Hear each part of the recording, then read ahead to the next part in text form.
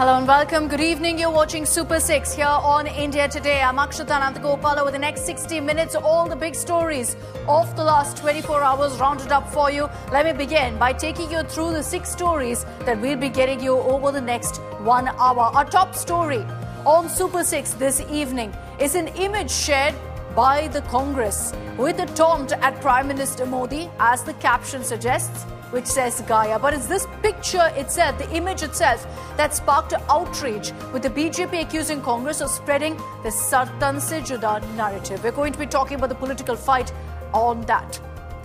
Story number 2 on Super 6 is the RSS's comment on the Pahalgam terror attack. Senior RSS leader Indresh Kumar has said you can't say that terrorists have no religion when Islamic prayers are chanted at their funeral. So he says that in order to identify the problem and address it, you need to first identify the fact that terrorists have a religion. It sparked off an interesting debate that we'll talk about. We'll also be getting you on Super 6. Story number 3. The Cabinet Committee on Security meet scheduled to take place at 11 a.m. tomorrow. There's an important meet happening today as well, which we'll talk about. So what's expected? What decision will be taken? The full inside track right here on India Today. Let me run you through story number 4. It's the video of a tourist ziplining. I'm sure you've seen this one. The man behind him, the operator of the zipline, is under the scanner for chanting Allahu Akbar and then letting the tourist continue on the zipline. So this operator is being questioned by the NIA now. Not because of the chant itself, but the mere timing of it, because this was even as gunshots were being heard, and then he lets the tourist onto the zipline. Let's also tell you what's coming up at 6:30 this evening. Story number 5 on Super 6 at 6:30 p.m. We'll talk about this young boy, the cricketing sensation, that's Vaibhav Suryavanshi. At 14 years old, he's wowed the entire nation, the world, with his unbelievable century. So watch out for that special broadcast at 6:30 p.m. And finally, on Super 6, I'm very excited to bring to you a mega exclusive. Superstar Ajit Kumar, who was honoured with the Padma Bhushan yesterday, has spoken to me in a rare interview. I'll get you an excerpt of his conversation with me at 6:45 p.m. as over the next few days, we'll be releasing details of what he has to say and his most detailed interview yet over the next few days. The first part of that coming up at 6:45 this evening. Let's begin with breaking news coming in.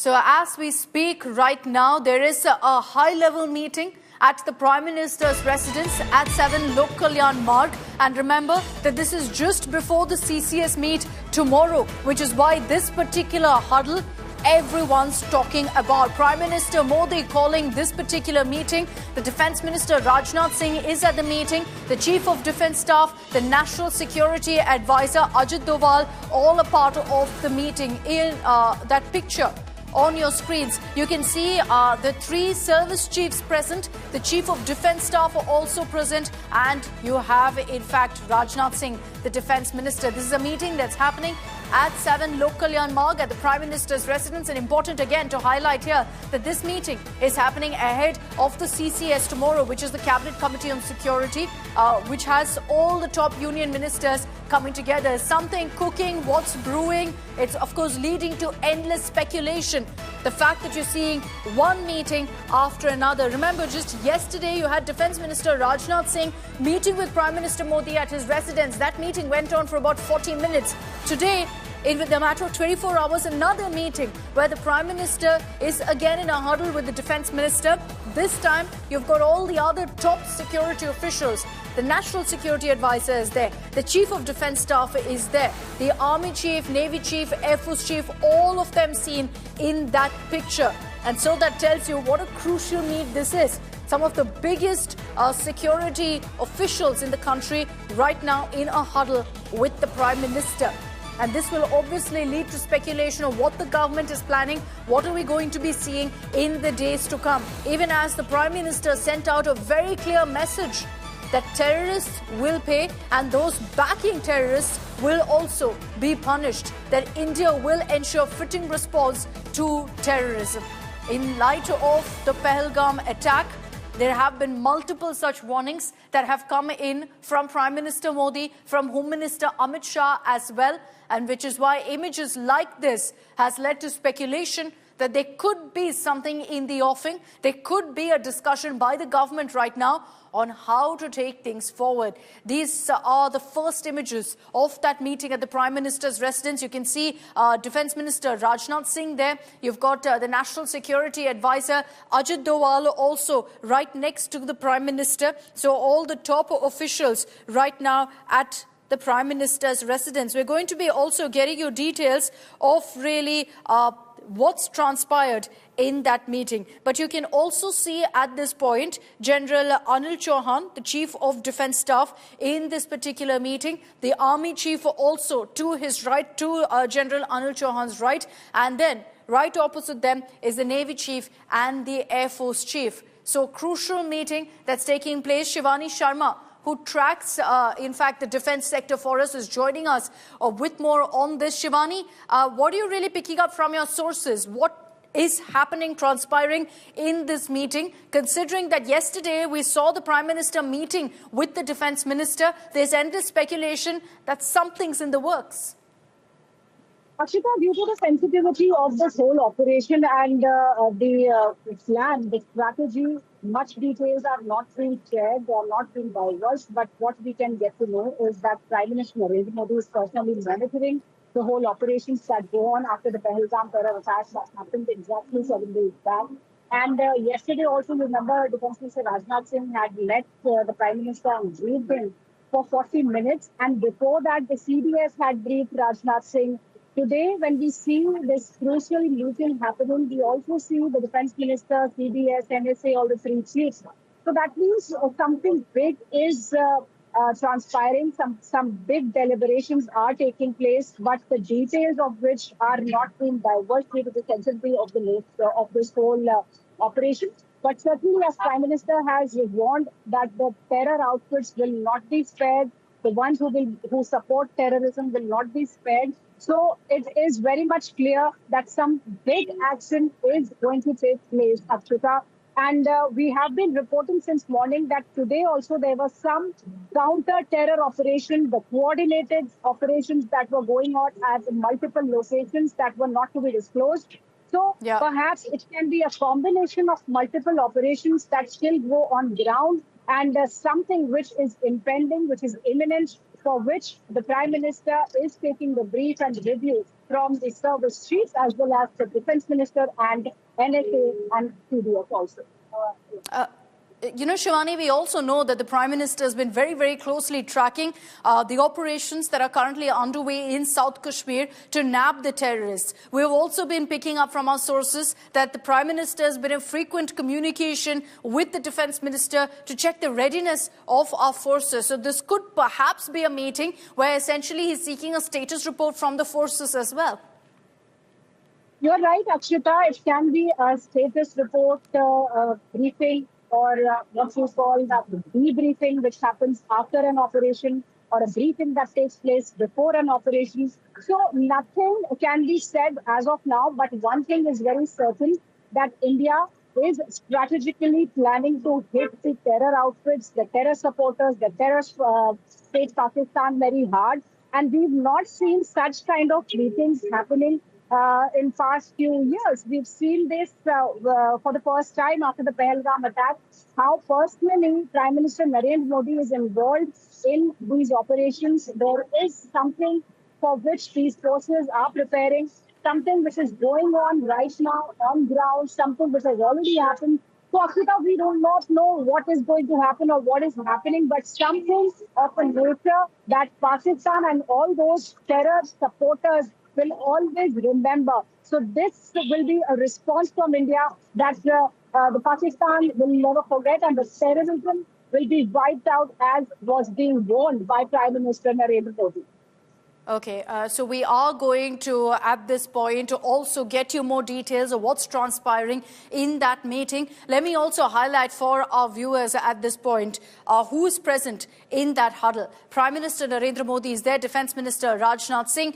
Flanking the Prime Minister on his left is the NSA. Then you have the Chief of Defence Staff, General Anil Chauhan. Right next to him is the Army Chief. Opposite him is the Navy Chief. And right after that is the Air Force Chief. So you've got all of, in fact, the three service chiefs, the CDS, the Defence Minister and the NSA in this meeting. There couldn't be a clearer message that this is, in fact, a huddle focused just on the security aspect of the country. Focused perhaps on the operations of what's happening right now in Kashmir. Not just on the one in South Kashmir, but also all of the talk that's been surrounding what retaliation response will the government choose after the Pahalgam terror attack. So while at this point it's a closed-door meeting and no details are being divulged considering the sensitivity of what we're talking about, we have been seeing some counter-terror ops taking place, details of which we will not divulge here on India Today because of how sensitive it is right now and because these are operations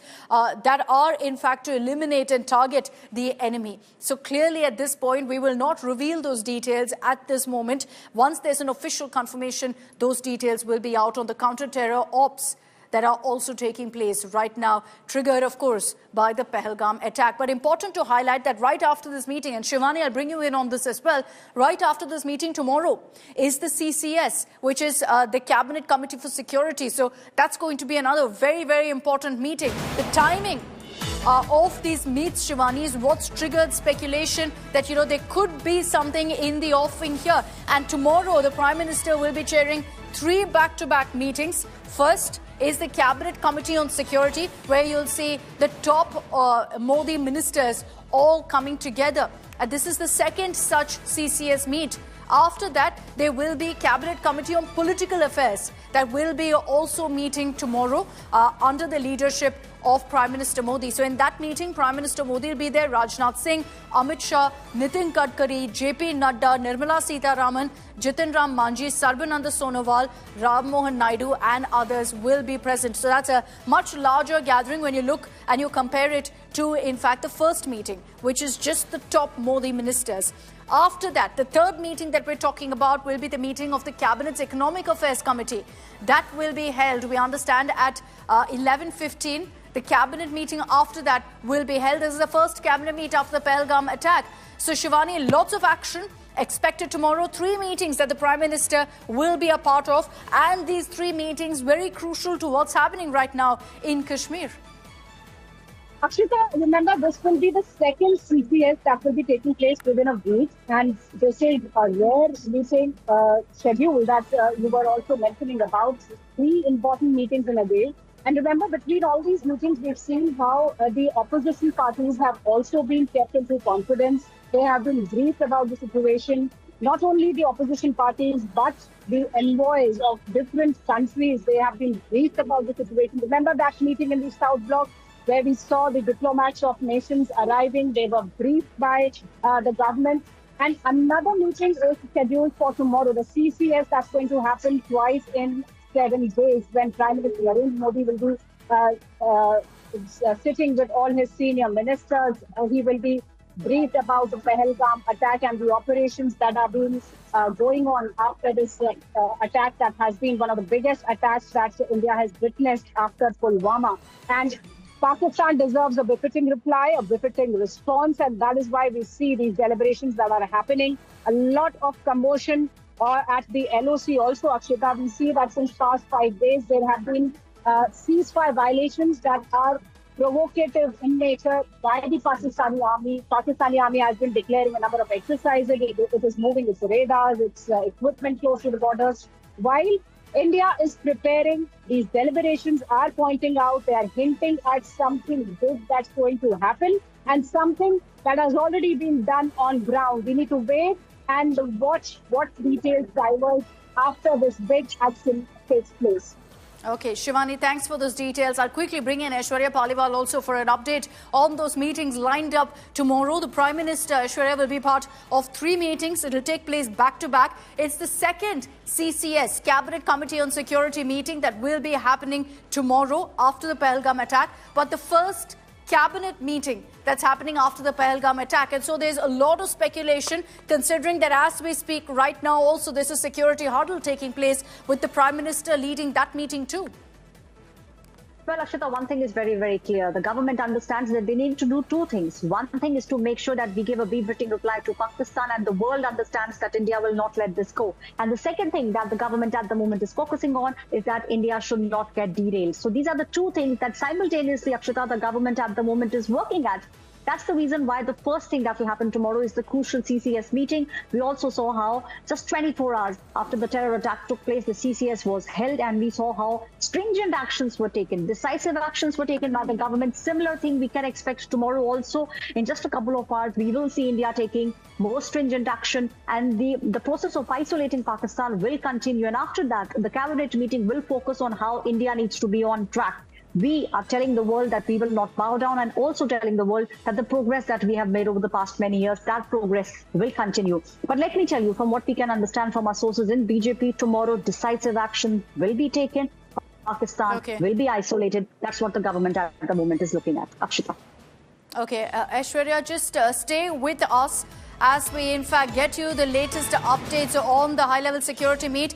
First images on your screens, the video of the meeting that's taken place. No audio as expected, because this is a top security huddle that we're talking about. But you see this meeting that's taken place at the Prime Minister's residence. To the right of the Prime Minister is Defence Minister Rajnath Singh. Right after Rajnath Singh, there is the Chief of Defence Staff, General Anil Chauhan. And right after the Chief of Defence Staff is the Army Chief General Dwivedi. To the left of Prime Minister Modi is the NSA, the National Security Advisor Ajit Doval. To his left is Admiral Tripathi, who is the Navy Chief. And to his left is the Air Force Chief. So this is, in fact, a top meeting that's taken place. No audio, unfortunately, and that's understandable, considering that this is a top security huddle. Extremely sensitive matters, operational details will be discussed in this meeting. But you get a sense, really, that the Prime Minister is first-hand speaking to these generals, speaking to these top officials to understand what's happening on ground, to also figure out India's strategy in countering terror. Because as the Prime Minister himself put it, after the Pahalgam attack, India's resolve to fight back against terror has only been strengthened. And so the Prime Minister has very clearly said that this is that he's on a mission, essentially, to ensure that anyone who shields terrorists, anyone who aids terrorists, pays the price. And while there's been a lot of speculation on what India will do, what will our retaliation be, what will our response be, these meetings is where you see those plans, those strategies being shaped up. The first images are on your screens there of the meeting at the Prime Minister's residence with the top security apparatus of the country. Tomorrow, remember, that Prime Minister Modi will be a part and chairing the CCS, the Cabinet Committee on Security, in which again you'll see Defence Minister Rajnath Singh, as well as the top union ministers, Home Minister, the External Affairs Minister, Finance Minister, all of them will be there. Right after that is in fact the Cabinet Committee on Political Affairs that will be meeting. And then the third back-to-back meet that the Prime Minister will be a part of is also the Cabinet meeting that will take place. So all of that expected to happen tomorrow, and just before that, this security huddle in which the Prime Minister seems to be getting a status check from the forces, from the 3 service chiefs and the Chief of Defence Staff, extremely crucial, because right after this tomorrow is the CCS meeting. So is something cooking? Is this the first of many such strategy meets that we're going to be seeing? That really remains the big question.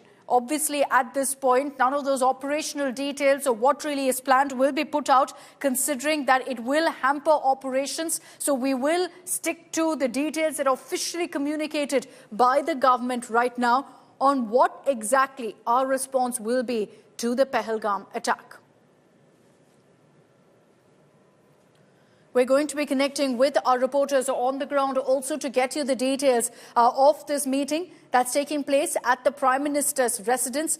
You can see there that the Prime Minister is speaking to the Chief of Defence Staff, to the Army Chief. You see the Navy Chief as well as the Air Force Chief present there. Remember that even at this point, there is an operation that's underway in South Kashmir to nab the terrorists behind the Pahalgam attack. And the Prime Minister, reportedly, our sources have told us, has been actively tracking all the latest on the operation that's underway.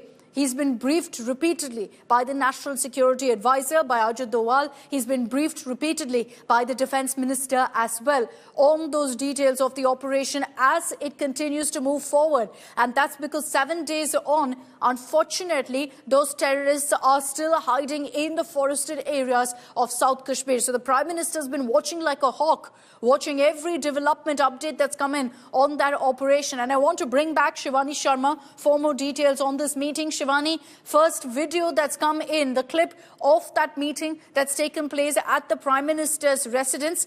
Is this the first such security huddle that we've seen since the Pahalgam attack, Shivani?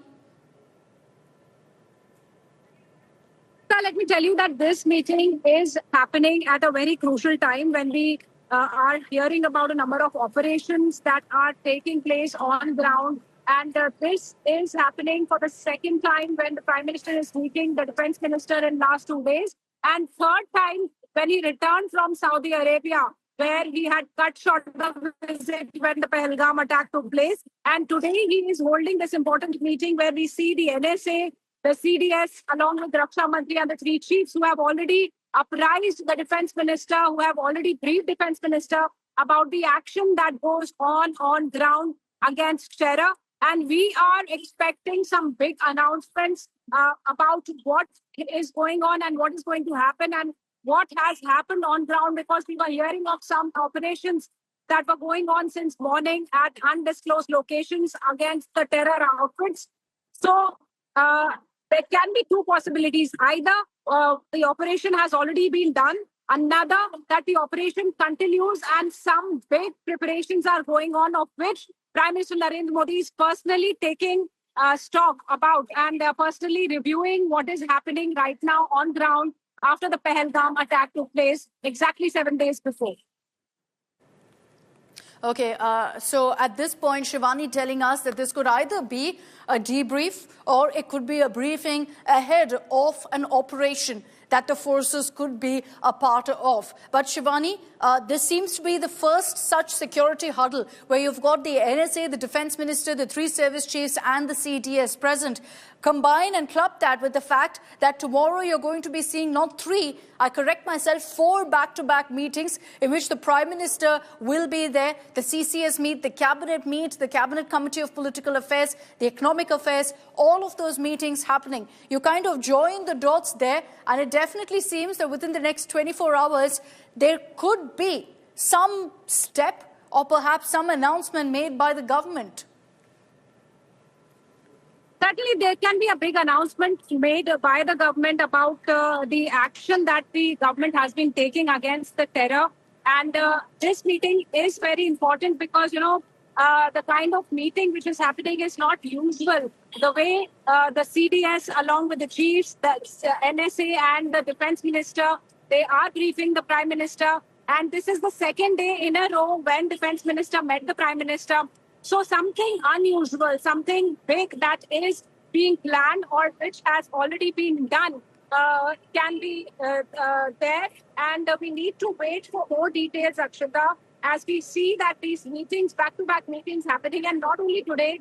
Tomorrow again is a very important day when Prime Minister Narendra Modi will be holding the CCS and 2 other important meetings. And remember, this will be the CCS that is going to happen twice in just a matter of week after the Pahalgam attack took place, where the Prime Minister had to come back and take the briefing from the government ministers in that CCS. So tomorrow is another CCS, an important CCS where we can expect some kind of statements from the government and something that the declarations about can be made.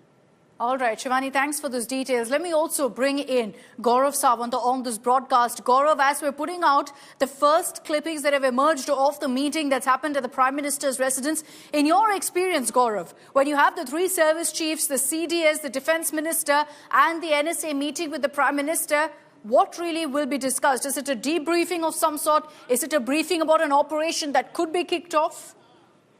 So the Prime Minister interacts with the service chiefs and the CDS firsthand before he makes up his mind on what action needs to be taken. This has been a policy, even with the armed forces. It's three knocks at his door and you enter and interact with the Prime Minister. And this was a long-standing request of the armed forces with the establishment that they did not want to operate through the Defence Secretary or through the bureaucracy. And especially here, now, of course, you have the Chief of Defence Staff, the single point advisor to the government on matters military. But in this instance, the Prime Minister is interacting with the three service chiefs firsthand, getting the assessment also of the Chief of Defence Staff in the presence of the National Security Advisor and the Defence Minister. What has been happening across the border? Pakistan Army has just started two very major exercises, and both with very radical names. If you notice, one is to do with the Battle of Badr, the other is Lalkar-e-Momin.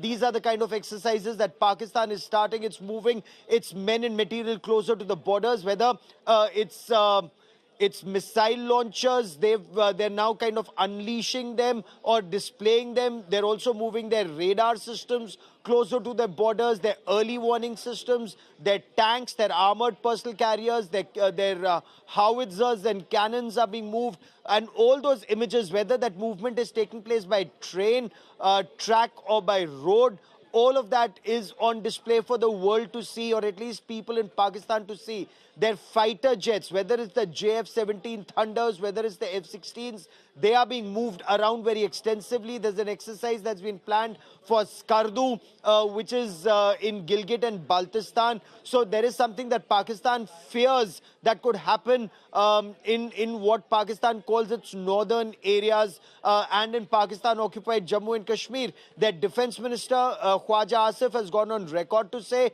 that an Indian attack is imminent. So Pakistan is in panic, and often when a country is in panic, it resorts to taking action that it should not. So very clearly, India is being prepared for any eventuality. And look at the ceasefire violations along the LC. There's one image of Lipa Valley that's just gone viral of Pakistanis targeting an Indian post in the Lipa Valley, so north of Pir Panjal. Whether you were to talk about what's happening in Kupwara sector, what's happening in the Baramulla sector, or south of Pir Panjal, what is happening in the Punch sector and in Akhnur. So there is a widening of the arc of Pakistani ceasefire violations and retaliation along the 770-kilometer long line of control. So the situation every day seems to be taking a turn for the worse. Yeah, I get a sense, Gaurav, looking at these images right now of this meeting and what's lined up tomorrow as well. The next 24 hours really could be crucial. Will we see some sort of an announcement? Will we see some sort of an operation? It remains to be seen. But these images on your screens shows you the Prime Minister has directly spoken to the three service chiefs, to the Chief of Defence Staff, in the presence of the Defence Minister and the NSA, perhaps on the current situation in the valley. Thanks very much, Gaurav, for joining us with your details that you've been able to pick up also on what really perhaps is transpiring in this meeting. Tomorrow, the Prime Minister will be part of the CCS, chairing the CCS, which is the Cabinet Committee on Security, the second meeting of the committee since the Pahalgam terror attack. A Union Cabinet meet is scheduled to take place tomorrow. So is the Cabinet Committee on Political Affairs. So is an Economic Affairs meet. So a lot of hurdles expected tomorrow. And just before that, you have this crucial one happening as well. So we will track the biggest takeaways really of all of those hurdles. But let's talk about the kind of reactions that have come in the last 24 hours. You'd think after a terror attack like the one in Pahalgam, there would be outrage, anger, the nation speaking in one voice against Pakistan. But no, as always, our netas have let us down. And while sure, the opposition has every right to question the government on security lapses, on how such an attack could happen, what we're seeing instead is this. Low-level politics, nothing beyond that. This post put out not by any Congress leader but by the official Congress handle. With the text Gayab, it shows this image of the Prime Minister of the country. So it's not really the text of Gayab which has led to outrage, but the picture, for obvious reasons, that stoked a controversy, because the BJP has also claimed that this is the Congress propagating the Sar Tan Se Juda narrative by using this particular image. Now, the timing is off. The picture, as you can see there, has led to a controversy. The Congress, but, is standing by this image. They say it's not offensive. They've claimed it's meant to highlight how the Prime Minister is missing in action. Here are those reactions.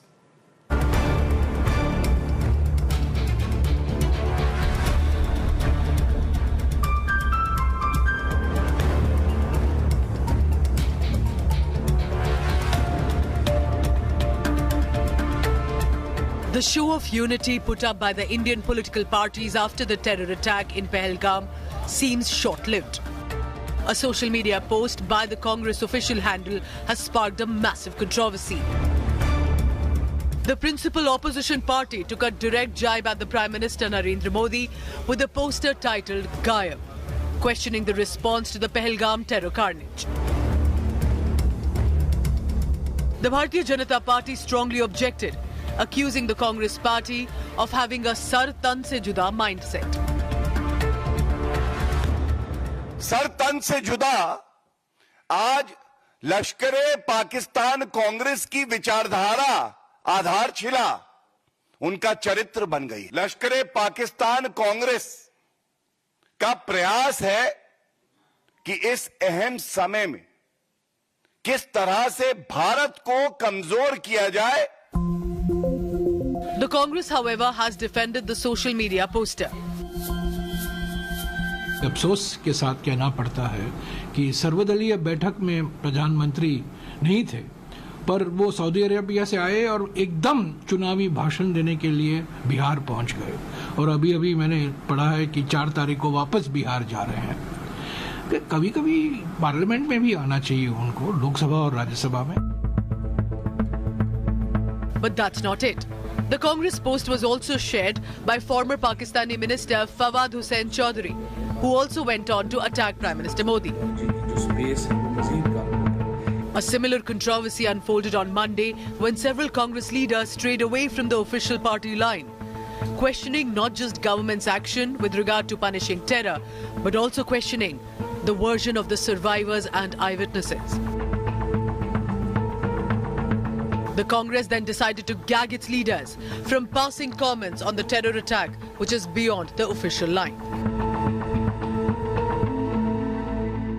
Though they did send the right message in the beginning, but motor-mouth leaders and slugfest on social media has reduced this solemn moment into a mudslinging match.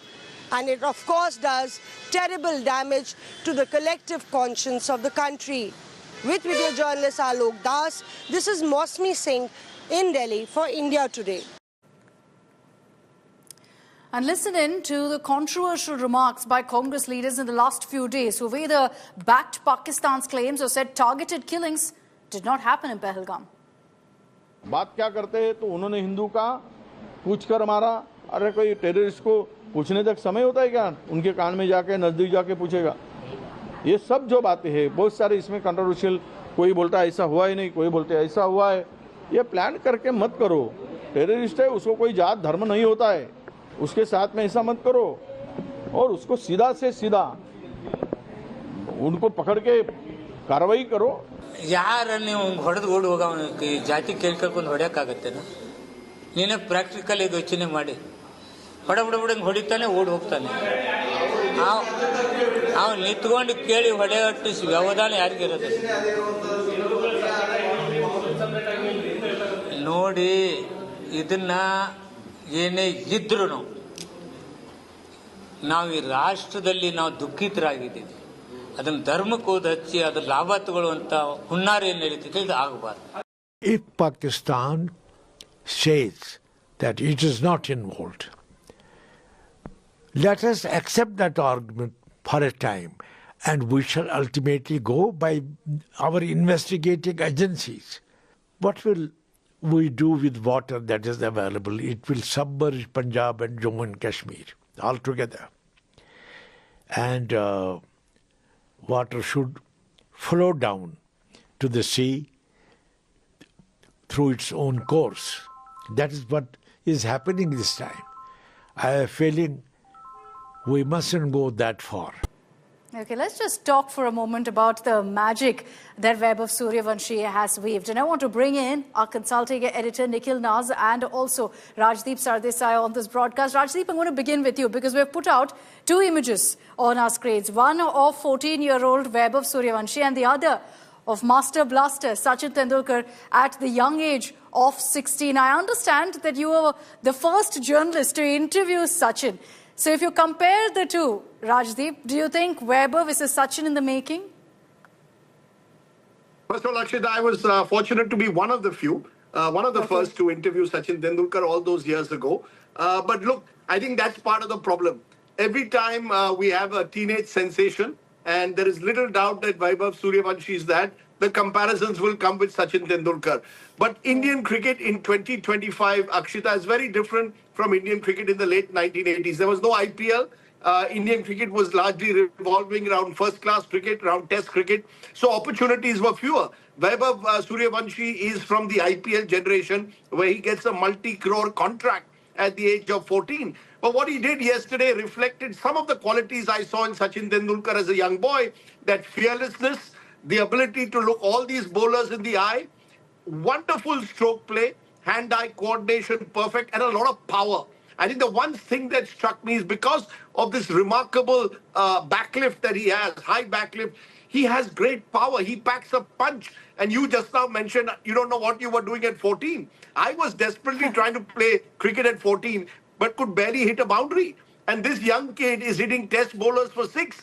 As if he's having candy in a chocolate shop. So I think that's what stands out for me, the fearlessness and the audacious stroke play for someone so young. It was spectacular. Just one little point, also from Bihar, one of the few states that hasn't produced really a great Indian cricketer. And to see a young boy from Samastipur do so well, I think it's going to ignite a billion dreams in Bihar as well, in the way that Mahendra Singh Dhoni did it for Jharkhand. It's Bihar's turn now.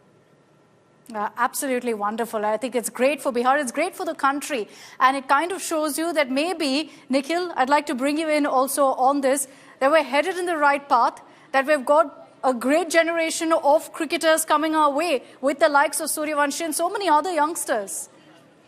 Well, that's right, Akshita. I mean, there are a lot of youngsters. Another one that comes to my mind is a young Ayush Matre who's playing for MS Dhoni's team at the Chennai Super Kings, just 17 years of age. There's a Priyansh Arya, a Delhi boy, just 19 years of age, and he's played a couple of whirlwind knocks. So, yes, what you have right now is a bunch of young batters that have been coming through, and that's been the hallmark of IPL over the years, producing this young talent. But I'd still have to say I've seen many young talents in the IPL before this, and many names come to your mind, whether they were bowlers or batters. But what Vaibhav Suryavanshi has done is unprecedented. Not only is his age the talking point, he's just 14 years of age. You mentioned a short while ago, many of us were worried about our homeworks at that stage of our life. And this is a young boy who's smashing 100. And dare I say, what he's done is, he's actually, before this IPL started, why is it that we knew Vaibhav Suryavanshi? He made headlines because he became the youngest ever to be sold in the IPL auction at 13 years of age. He's only played 3 matches, and in those 3 matches, he's given us different headlines. In the first game that he plays, he hits a 6 of the very first ball that he faces against, mind you, a test bowler in Shardul Thakur. So what's the headline? Everyone forgets about the auction. People say, here's a young kid, 14 years of age, faces his first ever ball at this level, hits a first ball 6. He plays the 3rd game of his career in the IPL, and guess what we are talking about? Not just 100 by a 14-year-old. That's not the headline. The headline is that this is the 2nd fastest 100 in the history of the sport. We've had some great batters play the IPL. Yeah. Never before in the IPL have you got someone other than a Chris Gale who you thought could have got it in 30 balls to get 135 balls. What he's doing is unprecedented. I understand the comparisons with Sachin Tendulkar. Of course, he has a long way to go from here here on. But now he's a player that, as I said, in a short span of 3 months has completely changed the way that we're looking at cricket.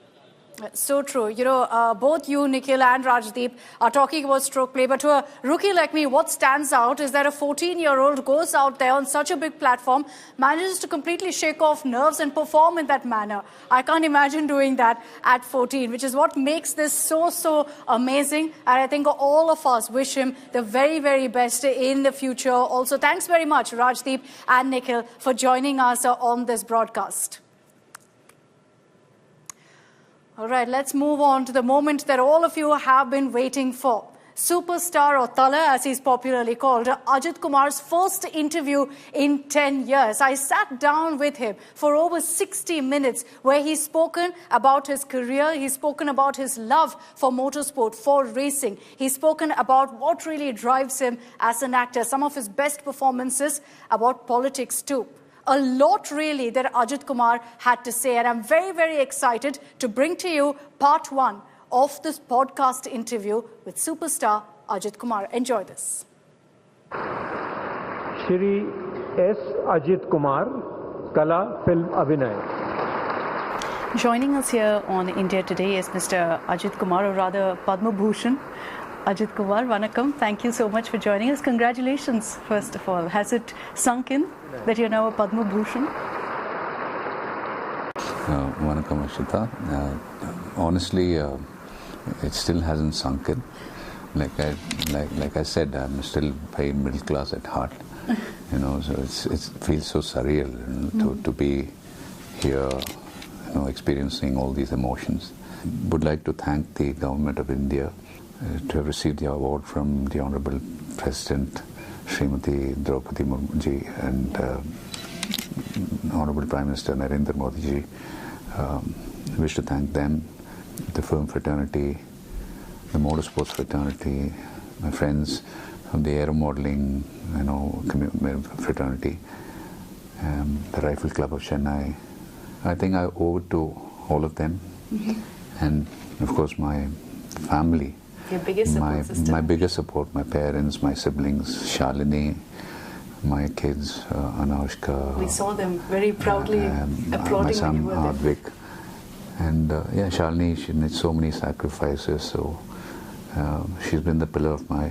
Extremely grateful to the universe, and of course Suresh, I mean, my family and all of them went through some very difficult times, and fans been receiving unconditional love, and there have been good days, bad days, and yeah, things have been good, so I hope it remains this way.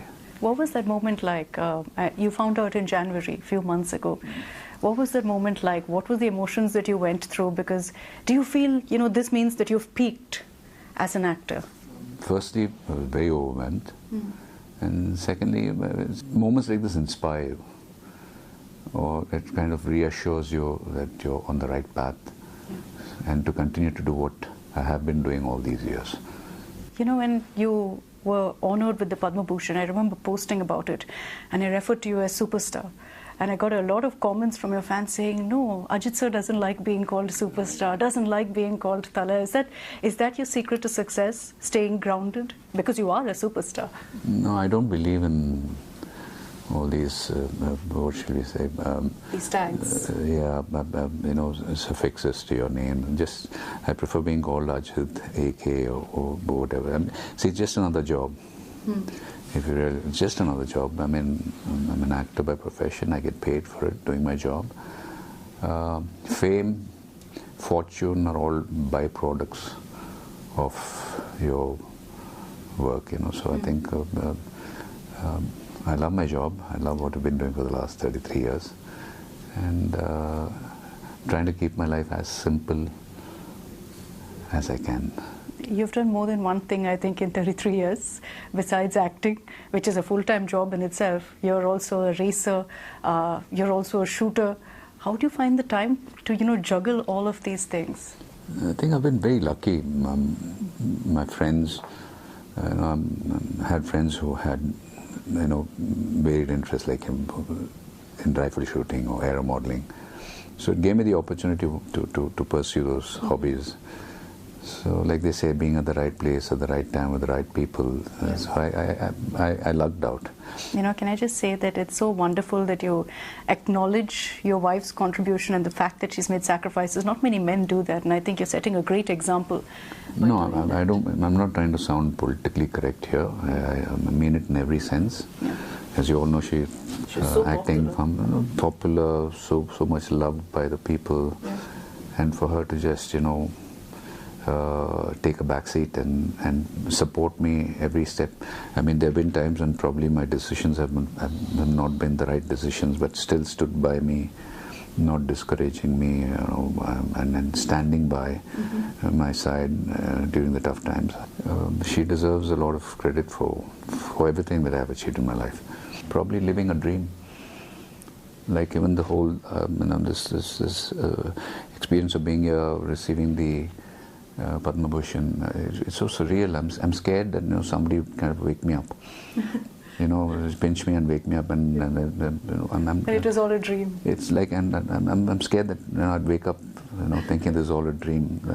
So I'm extremely grateful. Extremely grateful.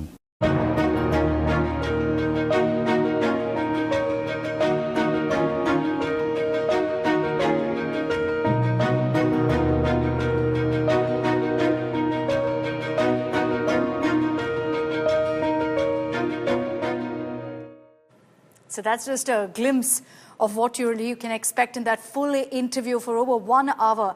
Superstar Ajit has spoken about so much, about his passion for racing, about what got him into acting, his family, and much, much more. So we will continue getting you excerpts of his interview. What you just saw was part 1 of the podcast exclusive with India Today. That's all we have time for in this edition of Super 6. Thanks very much for tuning in.